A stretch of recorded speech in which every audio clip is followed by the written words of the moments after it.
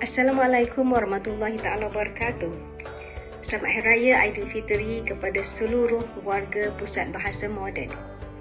Di PBM Care, kami percaya bahawa bahasa yang paling indah adalah bahasa ihsan. Sempena Syawal yang mulia ini, marilah kita meraihkan kejayaan menempuh Ramadan dengan penuh rasa syukur. Terima kasih kerana sentiasa menyokong usaha PBM Care. Semoga kepulangan anda ke kampung halaman diberkati dan setiap pertemuan diisi dengan kemanisan ukhuwah. Tulis ikhlas daripada saya dan seluruh warga PBM Care. Terima kasih.